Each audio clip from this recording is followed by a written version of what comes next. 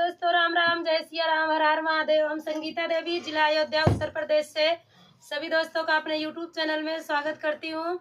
और दोस्तों आज हम आपके बीच एक गाना लाई हूँ, तो आप लोग से आशा नहीं पूरा विश्वास है कि आप लोग इसे जरूर सुनेंगे और कमेंट करके जरूर बताएंगे कि हमारा गाना कैसे लगा दोस्तों आपको। तो आइए दोस्तों, आपको अपना गाना हम अपनी आवाज में सुनाते हैं, तो सुनिए दोस्तों। इस तरह से है हमारा गाना।